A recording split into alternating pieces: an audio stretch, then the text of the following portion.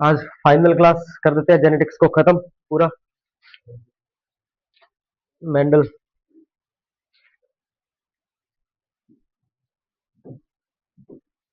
Genetics, mono hybrid cross अपने क्या किया, पढ़ लिया था पूरा। एकल संकर संकरण बोलते हैं, हिंदी में बोलते हैं एकल संकरण। ठीक है, mono hybrid cross. Phenotype genotype पढ़ लिए थे उसके सारे। ठीक है, क्या फिनोटाइप क्या होता है एफएनपीडी में? 3:1, और जीनोटाइप 2:1। ठीक है। अब मेंडल का जो मोनो हाइब्रिड क्रॉस पढ़ा था, उस क्रॉस से रिलेटेड उसने 3 नियम दिए थे टोटल। मेंडल ने 3 अलग अलग नियम दिए थे मोनो हाइब्रिड और डाई हाइब्रिड पे। तो मोनो हाइब्रिड पे पहला नियम था प्रभाविकता का नियम, और दूसरा नियम पृथक्करण का नियम। दोनों देख लिए थे अपने, दोनों नियम पढ़ लिए थे। ठीक है। पृथक्करण का नियम और प्रभाविकता नियम। प्रभाविकता का नियम क्या था कि एफ1 पीढ़ी में जो ज्यादा पावरफुल है, प्रभावी लक्षण ज्यादा प्रकट होते हैं। यानी कि लंबा और बना में क्रॉस करवाया तो लंबा ज्यादा प्रभावी हो रहा था। और पृथक्करण में कि जो लंबा है बोना है वो एक दूसरे से एक तरह से स्वतंत्र थे, कोई प्रभाव एक दूसरे पर नहीं डाल रहे थे। अब इस नियम में प्रभाविकता का नियम और पृथक्करण का नियम, इसमें आपने पढ़ा कि जब अपने जिमेट बनाए थे इसके, यानी कि कैपिटल टी स्मॉल टी, ये मान लो शुक्राणु और अंडाणु है, गुणसूत्र है मान लिया। तो इसमें से दो में से एक, यानी कि 46 होते हैं तो 23 आते हैं पुरुष के, मादा के 23 आते हैं, तो यहाँ पे टी टी, ये इसका एक क्या बन गया, जिमेट बन गया। तो ये इसके अंदर जो कैपिटल टी है और स्मॉल टी है, ये एक दूसरे से क्या रहते हैं, स्वतंत्र रहते हैं, एक दूसरे पे कोई प्रभाव नहीं डालते F1 पीढ़ी में। F2 पीढ़ी के अंदर जो बोला आपने देखा था क्या, कि 1:2:1 आया था ना, कि एक प्योर लंबा था दो में, और ये एफ F2 जनरेशन में अपना प्रभाव दिखाता है स्मॉल टी है। पहली पीढ़ी में सारे के सारे लंबे थे, दूसरी पीढ़ी के अंदर क्या आए थे, 1:1, यानी कि एक बोना अपना प्रभाव दिखा रहा था। तो पृथक्करण का नियम जो है उसका कोई अपवाद नहीं है। ये आपको पता है कि आप कोई भी काम करोगे नया काम, तो स्पोर्ट करने से ज्यादा टांग खींचने वाला होता है, यानी कि आपके अंदर कमियां निकालने वाला होता है। तो मेंडल उस टाइम एक्सपेरिमेंट किया, तो नियम दिए, तो उसके बाद प्रभाविकता का नियम, इसका अपवाद है, इसका कोई अपवाद नहीं है। तो कई बार क्वेश्चन पूछ लेता है कि मेंडल के किस नियम का कोई भी अपवाद नहीं है, यानी कि बिल्कुल सही रूल है, वो है पृथक्करण का नियम। स्वतंत्र स्वतंत्र अपव्यवन पढ़ेंगे आगे, उसका भी अपवाद है, प्रभाविकता के भी क्या है, अपवाद है। तो अपने प्रभाविकता के अपवाद पढ़ लेते हैं पहले, तो अपवाद से क्वेश्चन आया हुआ है, प्रभाविकता के नियम का अपवाद।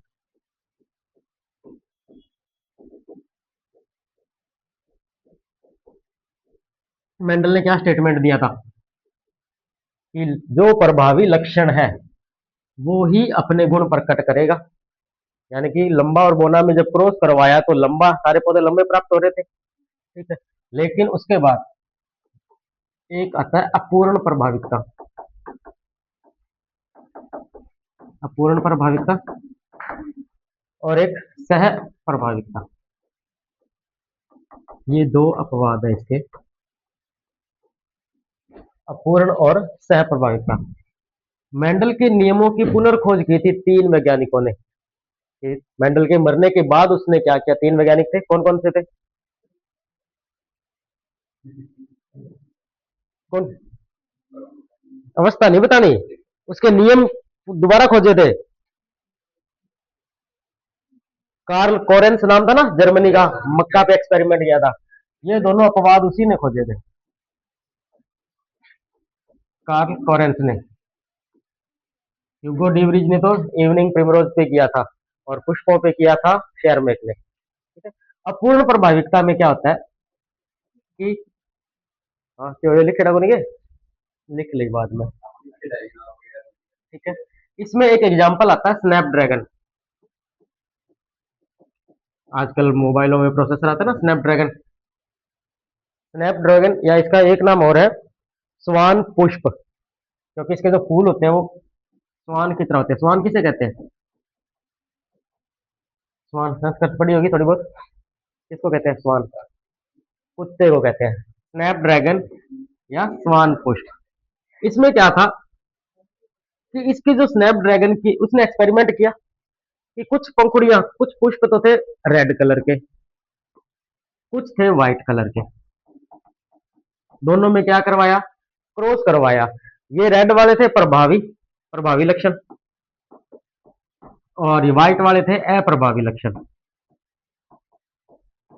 ठीक है, इसको कैपिटल आर आर और अप्रभावी को क्या लिखते हैं अपने स्मॉल लेटर से लिखते हैं। ठीक है, तो जब इनका क्रॉस करवाओगे आप पहली बार तो रिजल्ट कैसा मिलेगा? मेंडल के नियम के अनुसार रिजल्ट कैसा मिलना चाहिए? अपन यह बोलते हैं ना, लाल और तुलन मिलाए तो रंग नहीं बढ़ जाएगा, नया बनेगा। लेकिन प्रभावी क्या बनेगा? लाल। कैसा आना चाहिए था? मेंडल का नियम तो यही कहता है ना कि प्रभावी और अप्रभावी में अगर आप क्रॉस करवाओगे तो प्रभावी अपना प्रभाव प्रकट करेगा, यानी कि दोनों में क्रॉस करवाने पे पुष्प कैसा बनना चाहिए? लाल। लेकिन यह पुष्प लाल न बन के कैसा बना? गुलाबी, पिंक बना। यानी कि जो प्रभावी है वो अपना पूरी तरह से प्रभाव नहीं दिखा सका, इसलिए इसको बोलते हैं अपूर्ण प्रभाविकता का नियम। यानी कि लाल था तो पुष्प कैसा होना चाहिए? लाल। जैसे कैपिटल टी और स्मॉल टी में क्रॉस करवाया तो प्रभाव किसका था? लंबे का था। तो पौधे कैसे प्राप्त हुए थे? सारे के सारे लंबे प्राप्त हुए थे। लेकिन स्नैपड्रैगन ये इसका एक अपवाद है, स्वान पुष्प भी बोलते हैं। इसमें था अपूर्ण प्रभाविकता, यानी कि जो क्रॉस करवाया तो पुष्प कैसा प्राप्त हो गया आपको? पिंक प्राप्त हो गया। तो ये याद रखना, ये अपूर्ण प्रभाविकता का उदाहरण है स्नैपड्रैगन। या स्नैपड्रैगन किस नियम का अपवाद है? किस नियम का अपवाद है? प्रभाविकता का। इसमें एक दूसरा पुष्प हो रहा था, मीराबिलिस जलापा। ये दो इसके अपवाद है, मीराबिलिस जलापा, ये नाम याद रखना। गुल ए अब्बास बोलते हैं इसको, गुल ए अब्बास, मीराबिलिस जलापा या गुल ए अब्बास। मेनली ये नाम पूछा हुआ है, लैब असिस्टेंट में पूछा था। अब पूर्ण प्रभाविकता स्नैपड्रैगन या स्वान पुष्प जिसको बोलते हैं। अब है सह प्रभाविकता। सह का मतलब क्या होता है? साथ साथ। तो इसमें क्या था, एक्सपेरिमेंट किया। एक तरफ रखे काले रंग के मवेशी प्रभावी गुण में। मवेशी क्या होते हैं? एक सफेद। मवेशी क्या होते हैं? भेड़ है, रेवड़ जिसको बोलते हैं। तो काले रंग को कैपिटल बी ब्लैक, और इसको स्मॉल बी प्रभावी और अप्रभावी। जब क्रॉस करवाया, क्रॉस करवाते हैं तो आपको पता है इस तरह से अलग अलग करके अपने क्रॉस करवाते हैं, इसका इसके साथ बी बी, इसका पहले अपने जीमेट बनाते हैं। जीमेट बना के क्या होगा? क्रॉस करवाएंगे।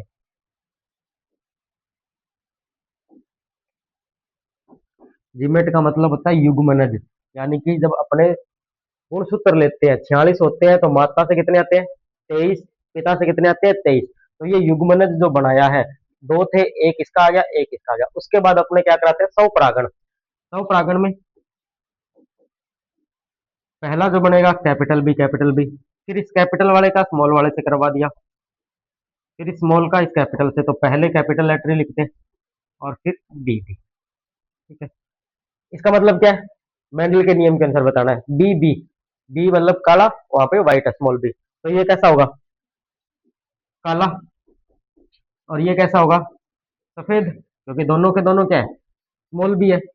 अब उसने एक्सपेरिमेंट किया जब, तो कुछ जो जानवर थे वो कैसे निकल गए? अब मेंडल के नियम अनुसार क्या होना चाहिए? काले होने चाहिए, क्योंकि काला प्रभावी है और श्वेत अप्रभावी है। लेकिन यहाँ निकल गए रेयोन रंग के। अब रेयोन कौन सा होता है? अब थोड़ा कई कुतिया देख रहा हो ना, चितकबरा, कलर ब्लैक है लेकिन ऊपर व्हाइट डब्बे से बन गए, मिक्स हो गया कि बिल्कुल नहीं। मेंडल तो क्या कहता है? या तो काला होगा या सफेद होगा। लेकिन जब एक्सपेरिमेंट किया तो कुछ निकल गए रेयोन कलर के चितकबरा। तो उसको क्या, सह प्रभाविकता, यानी कि काले ने भी अपना असर दिखाया, व्हाइट ने भी अपना असर दिखाया। तो अब इसमें अगर फिनोटाइप लिखोगे तो क्या लिखोगे? और जीनोटाइप लिखोगे, क्या लिखोगे? फिनोटाइप का मतलब क्या था? हिंदी पढ़नी है। हिंदी पढ़नी है। काले कितने हैं? एक। रेयन कितने हैं? दो। सफेद कितने हैं? एक। ठीक है। अब अपने को जीनोटाइप इंग्लिश पढ़नी है। बीबी कितने हैं? एक। कैपिटल बी स्मॉल बी कितने हैं? दो। और स्मॉल बी एक है। तो फिनोटाइप और जीनोटाइप क्या आ गए? एक जैसे ही आ गए, दोनों एक अनुपात दो अनुपात एक। और यहाँ फिनोटाइप और जीनोटाइप दोनों के दोनों एक जैसे आ गए। तो यानी कि जब क्रॉस करवाया काले और सफेद में, मेंडल के नियम के अनुसार तो क्या होना चाहिए था? काले होने चाहिए थे। लेकिन यहाँ पे बीच में मिक्स निकल गए। रेयोन या चित्त का बरा रंग बोलते हैं ना, कि कालो कुत्ते के ऊपर धोला धब्बा हुआ है या धोलो कुत्ते काला धब्बा हो जाए, मिक्स हो जाए, तो उसको बोलते हैं सह प्रभाविकता का नियम। ये दोनों के दोनों किसने दिए थे? कार्ल से कोरेंथ ने दिए थे। ठीक है, याद रखिएगा प्रभाविकता के नियम के पद। अपूर्ण प्रभाविकता और सह प्रभाविकता। अपूर्ण में स्नैपड्रैगन आता है, मीराबिलिस जलापा आता है। ये दोनों नाम जरूर याद रख लेना। स्नैपड्रैगन को स्वान पुष्प भी बोलते हैं। फोनों में जो आजकल प्रोसेसर आता है ना स्नैपड्रैगन का, वो वाला। आगे देखते हैं। अब है आपका मोनो हाइब्रिड पूरा डाई हाइब्रिड क्रॉस। क्या होता है डाई हाइब्रिड? दो लक्षण उठाने हैं, यानी कि द्विसंकर संकरण। इसमें क्या मोनो हाइब्रिड के साथ कंपेयर करके चलेंगे, तभी अपने को ये इजीली क्लियर हो जाएगा। और मोनो हाइब्रिड क्लियर नहीं है तो फिर डाई हाइब्रिड भी थोड़ा सा मुश्किल है, उससे थोड़ा डबल ही है। डाई हाइब्रिड में, मोनो हाइब्रिड में एक लक्षण काम में लिया था, कौन सा? पौधे की लंबाई। यहाँ पे दो लक्षणों का उपयोग किया जाएगा क्रॉस करवाने में। दो लक्षण। दो लक्षण में कौन कौन से दो लक्षण यूज किए थे? बीज का आकार, बीज का आकार और बीज का रंग। जो बीज का आकार है उसमें प्रभावी कौन सा था? और एक अप्रभावी। बीज गोल होना चाहिए, बताया था ना। अब ट्रिक बार बार कौन सा है, याद था नहीं करने। और अप्रभावी कौन सा था? जोरीदार। और बीज का रंग प्रभावी पीला। और जो अप्रभावी में हरा, यानी कि हरिया बीज कौन बीजा आपका? कीड़ा वगैरह बीजा जब वो पीला हो जाए नहीं, पका लिया बिल्डिंग के बाद। तो ये दो उसने क्या किए थे, काम में लिए थे। प्रभावी के लिए यानी कि गोल है तो गोल के लिए इंग्लिश में वर्ड आता है राउंड, तो डबल आर। तो जोरीदार को किससे लिखेंगे? स्मॉल आर से। पीला येलो कैपिटल आर वाई। और हरा यानी कि स्मॉल वाई, जी मत लिख देना। यानी कि जो प्रभावी है उसके लिए उसने कैपिटल लेटर काम में लिए, जो अप्रभावी है उसी का स्मॉल लेटर काम में लिया। ठीक है। तो प्रभावी लक्षण क्या बन गए इसमें डाई हाइब्रिड में? गोल पीला, ये प्रभावी है, यानी कि capital R capital R capital Y capital Y. और अप्रभावी जोरीदार हरा,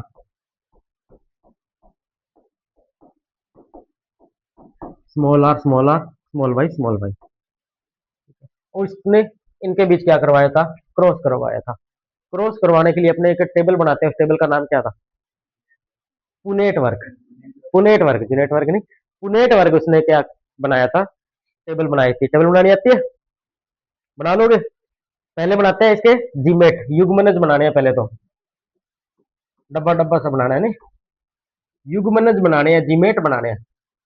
ठीक है। तो युग्मनज बनाना सबसे इसमें मुश्किल है, कि वहां तो क्या था, कैपिटल टी और कैपिटल टी स्मॉल टी, दो जोड़े हैं, एक इधर से आ गया भाई, एक इधर से आ गया, ये युग्मनज बन गया। फिर आगे अपने क्या करवा दिया था? स्वपरागण करा दिया था इसी का इसी के साथ। पहले बनाने हैं इनके जीमेट। अब देखो दो भाई है, कैपिटल आर और स्मॉल आर। ठीक है, युग्मनज बनाते हैं। कैपिटल आर और स्मॉल आर दो भाई है, दोनों की बनती नहीं है, बिगड़ी हुई है। और वाई वाई क्या है? दोनों बहने हैं। इन्हीं दोनों भाइयों की दो बहनें हैं, दो भाई दो बहना। अब बहनें क्या कहती है, अभी बिगड़ेड़ी तो थारी है, मैं तो दोनों सके जाऊंगी, दोनों का नरेश हूँ। तो कैपिटल वाई और स्मॉल वाई, इधर भी कैपिटल वाई और स्मॉल वाई। दोनों बहनें कहती कि आप दोनों की बिगड़ी हुई, आप दोनों की लड़ाई होती है, मैं दोनों के अलग अलग चले जाएंगे हम। तो कैपिटल आर पहला जो इसका जीमेट बनेगा, युग्मनज बनेगा, capital R capital R capital Y capital Y. ठीक है। या आर वाई, यहाँ से आर वाई, यहाँ से आर स्मॉल वाई। ठीक है, यहां से क्या बनेगा? Small R capital Y, small R small Y. ठीक है, युग्मनज बना दिए। इन युग्मनज का अपने को क्या करवाना है? क्रॉस करवाना है। कितने हो गए युग्मनज टोटल? एक, दो, तीन, चार। ठीक है, जब अपने मोनो हाइब्रिड क्रॉस करवाया था, उस क्रॉस के अंदर दो युग्मनज थे अपने पास, टीटी टीटी। तो टोटल कितने बने थे अपने पास? चार बने थे। ठीक है, अब है चार, तो टोटल कितने बनेंगे? टोटल बनेंगे 16। अब इन 16 को बनाने के लिए जीमेट अपने पुनेट वर्क का काम में लेते हैं। ठीक है, अब ये याद रखना, पुनेट वर्क बनाते हैं।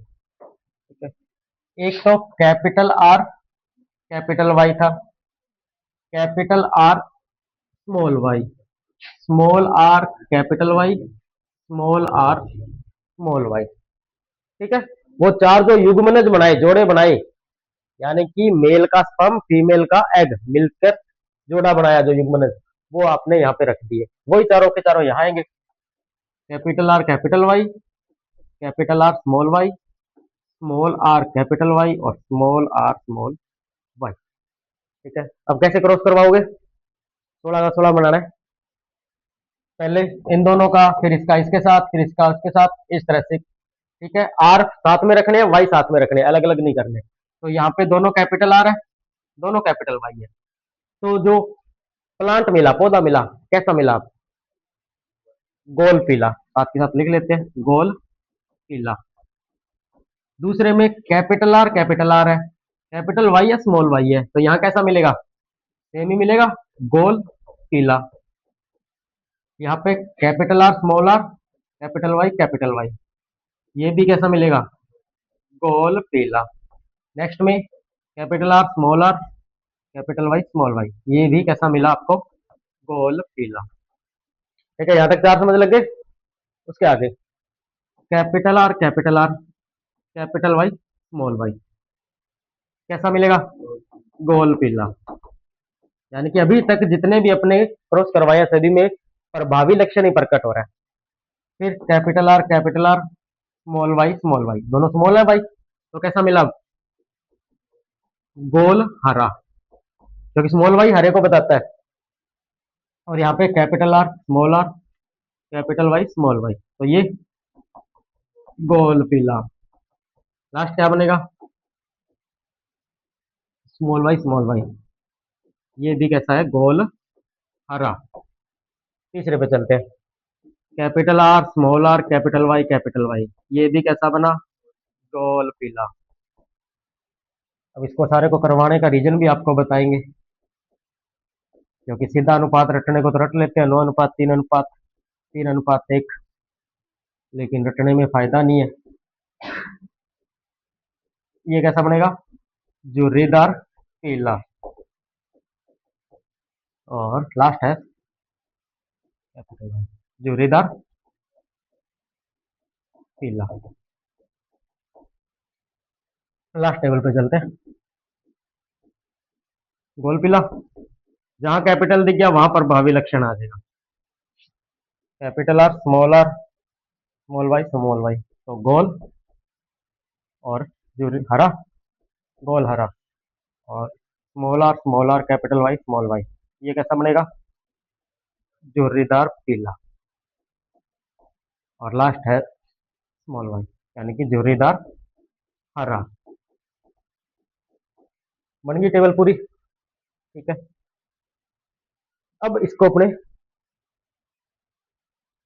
जीनोटाइप और फिनोटाइप ढूंढने हैं इस टेबल का। ठीक है, अब इसमें पहले लिखते हैं जो अपने को क्रॉस करवाने पे लक्षण प्राप्त हुए वो कैसे कैसे। गोल पीला। ठीक है, गोल पीले के बाद दूसरा चेंज क्या हुआ? गोल हरा। ठीक है, गोल हरा।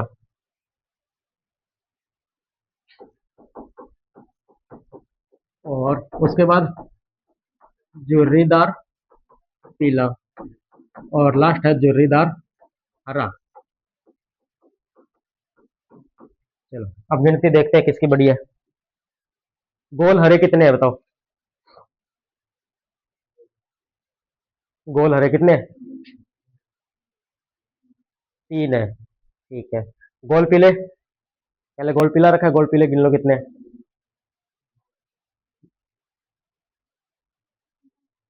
9 है। ठीक है।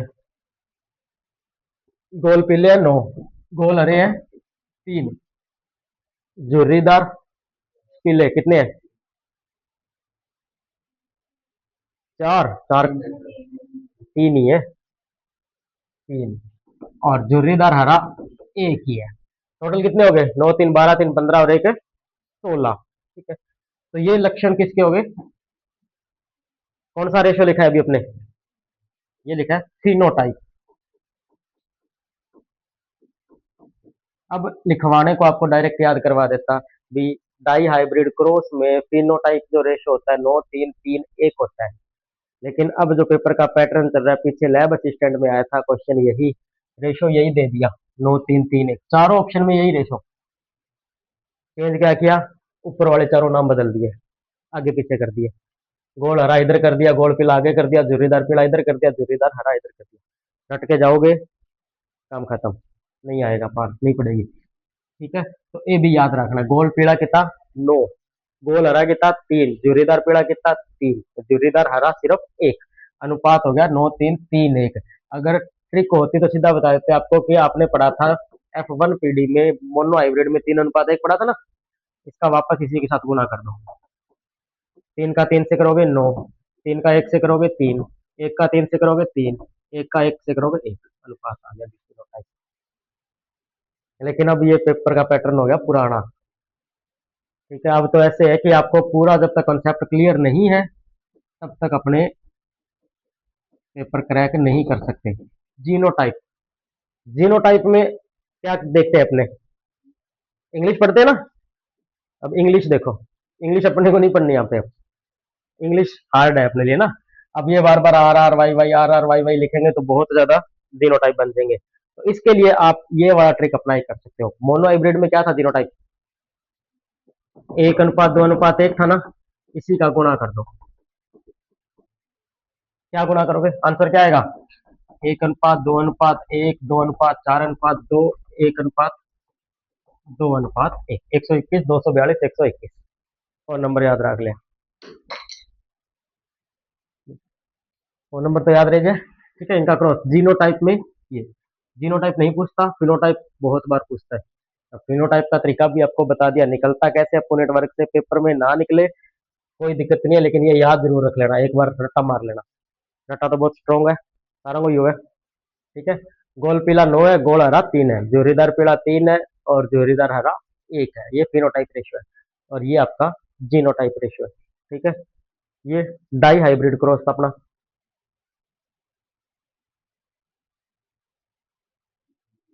हम्म,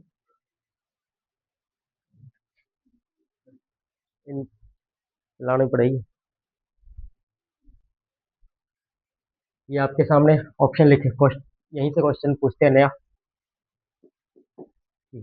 डाई हाइब्रिड क्रॉस में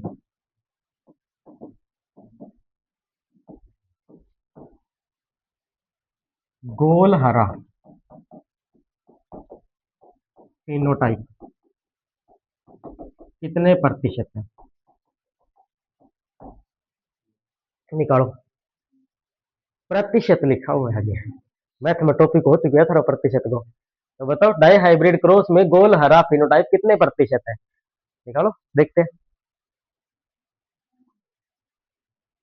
करो ट्राई भी। हाँ, अब जो कई दिनों से एबसेंट थे, कई दिन के बाद आया, अब इनको कौन पल्ला पड़ा है? कौन पल्ला पड़ा नहीं है? नहीं बोलू, कौन पल्ला पड़ा? क्यों? क्लास जब तक पूरी 4 5 ना देखोगा जब तक कौन समझ आवेगी। ठीक है। गोल हरा निकालना है।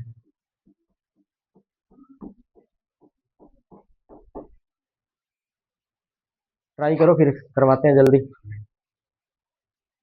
ऑलमोस्ट होने वाला ही है टॉपिक, ज्यादा लंबी चौड़ी कहानी नहीं बची।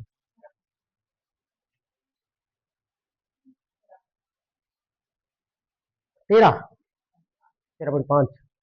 हाँ, बोल दे कोई बात नहीं। प्रतिशत पॉइंट में आओ। 13.5। और कोई इधर मैथ वाले भी बैठे स्टूडेंट। 13.5। मोनिका हाथ पेन चला ले। मोनिका नहीं कही है। देखा प्रतिशत का क्या हाल है।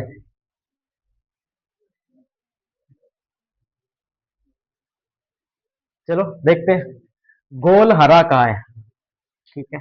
प्रतिशत निकलता कैसे है? मान लो थे 10वीं का पेपर दो। प्रतिशत कैसे निकालते हो? प्राप्तांक बटा में कुल अंक, ये होता है। गोल हरे के प्राप्तांक कितने कितने नंबर है उसके? 3। टोटल कितने नंबर है? 16। और प्रतिशत कितने आता है? 100। इसको कैलकुलेट कर लो। 4 के पड़े से 4 और 25 चौका 100, यानी कि 75/4। 18 चौका 72।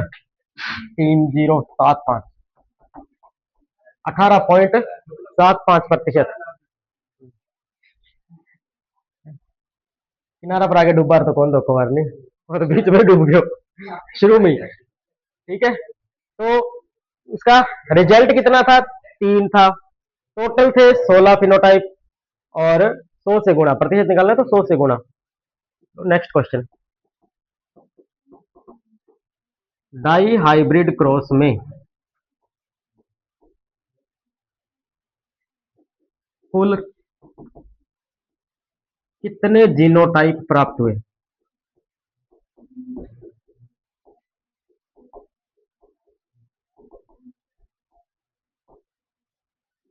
Option A 16, B 9, C 6, D 3।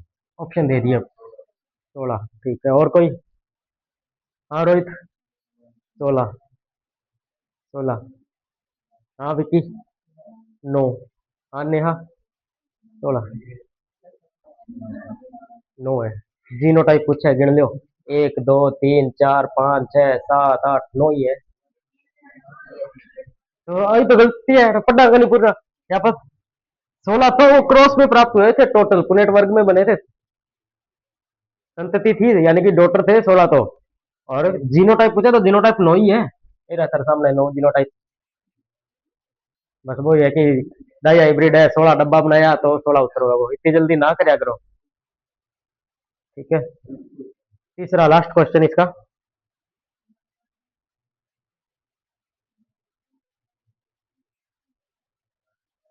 Die hybrid cross में, डाई हाइब्रिड क्रॉस में कितने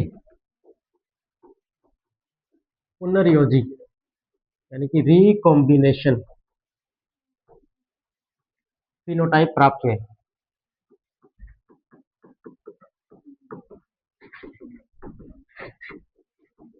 ऑप्शन है आपके 16, 9, 6, 3। बताओ।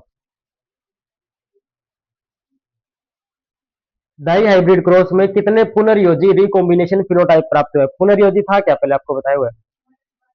माता पिता के दोनों से अलग लक्षण आए, विभिन्नता हो लक्षणों में, वो थे। तो कितने हैं टोटल फिनोटाइप नए जो प्राप्त हुए? ये लो आपके सामने आपका पेज, बता दो फिनोटाइप। ऑप्शन है 16, 9, 6, 3। 16, 9, 6, 3 ऑप्शन है। फिनोटाइप पूछा है, पुनर्योजी फिनोटाइप है। और 16 विकी। और ऑप्शन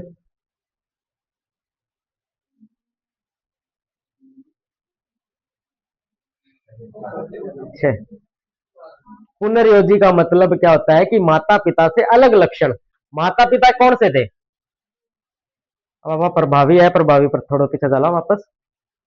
प्रभावी गोल पीला, झुर्रीदार हरा, इन दोनों के बीच ही क्रॉस करवाया था। यानी कि माता पिता गोल पीला और झुर्रीदार हरा, ये दो माता पिता है। तो जो संतान मिलेगी, जो आपको संतान प्राप्त हुई थी, अपने यहां लिखा। ये गोल पीला कितने हैं? 9। झुर्रीदार हरा कितना है? 1। ये तो है जनक के समान, यानी कि माता पिता के सेम लक्षणों वाले।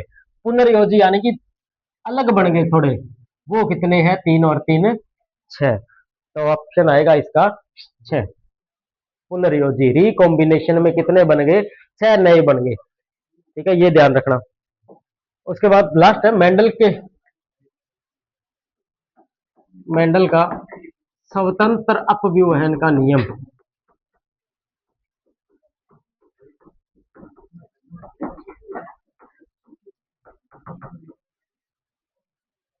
मेंडल जीन शब्द किसने दिया था? जोहानसन ने दिया था ना। लेकिन मेंडल को जीन के बारे में नॉलेज ही नहीं थी उस टाइम तक। उसने एक शब्द यूज किया था कारक, कि गुणसूत्रों पे कोई कारक है जो क्या करता है, वंशागति बढ़ाता है, आगे से आगे लेके जाता है अपने जीन्स को। लेकिन उसने कारक वर्ड यूज किया, जीन का उसे नॉलेज ही नहीं था, ना तो जीन के बारे में पता था। उसी कारण क्या हुआ था कि मेंडल के जो नियमों के अपवाद बने थे, कि मेंडल ने क्या कहा था कि ये मान लो कोई गुणसूत्र है, इस पे जीन है। ठीक है, स्वतंत्र अपव्ययन का क्या मतलब है कि मेंडल के अनुसार तो ये था कि अगर किसी गुणसूत्र पे जीन है, वो एक दूसरे से स्वतंत्र है, कोई प्रभाव नहीं डालते, साथ में नहीं जाते आगे, दोनों जीन एक साथ नहीं जाते। ठीक है, लेकिन एक वैज्ञानिक और आया, प्रायोगिक मनोविज्ञान का जनक कौन था? TH Morgan. कौन सी मक्खी पे एक्सपेरिमेंट किया? ड्रोसोफिला। उसने क्या देखा कि वो कमरे में ऐसे ही बैठा था, एक मक्खी आई ड्रोसोफिला, आंखें सफेद, ठीक है, बैठी आराम से।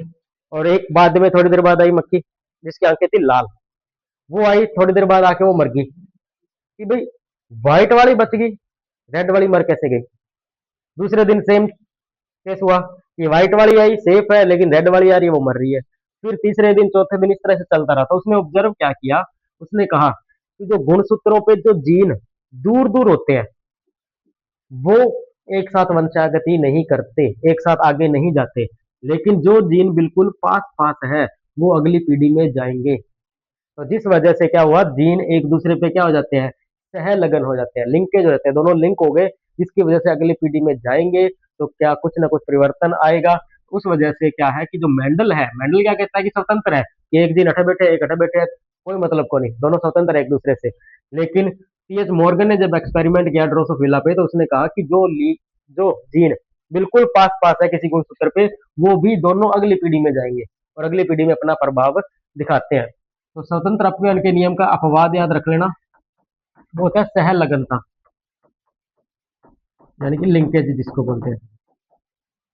यानी कि लिंक हो गई, ये दोनों बिल्कुल पास पास है, तो ये अगली पीढ़ी में जाएंगे और अपना प्रभाव दिखाएंगे। और मेंडल को पता नहीं था भी जीन जैसी भी कोई चीज होती है। उसने तो कारक कहा था कि गुणसूत्रों पे कोई कारक है जो आगे से आगे अपने क्या वंशागति को बढ़ाता है, लक्षण लेके जाता है। जीन तो बाद में जोहानसन ने शब्द खोजा था और टीएच मॉर्गन ने ड्रोसोफिला पे एक्सपेरिमेंट किया था। तो अपवाद क्या है? सहलगनता। कौन से नियम का है? स्वतंत्र अपव्यूहन के नियम। स्वतंत्र अपव्यूहन का नियम यही कहता है कि किसी गुणसूत्र पे अगर कोई जीन उपस्थित है और वो दूर दूर है, तो वो अगली पीढ़ी में अपना प्रभाव नहीं दिखाते, स्वतंत्र है एक दूसरे से। लेकिन ड्रोसोफिला मक्खी पे जब एक्सपेरिमेंट किया टीएच मॉर्गन ने, तो रिजल्ट कुछ और निकले, जिसकी वजह से इसका क्या बन गया, एक अपवाद बन गया। और ये अपवाद ही आपको याद रखना है, सहलगनता। किसने दिया था? टीएच मॉर्गन ने दिया था। कौन सी मक्खी पे एक्सपेरिमेंट किया था? ड्रोसोफिला पे। ठीक है, ये आपका जेनेटिक्स का टॉपिक हो गया पूरा। पूरा डिटेल में, पूरा डेप्थ में पढ़ा दिया आपको 4 क्लासेज में। इससे बाहर क्वेश्चन नहीं जाएगा।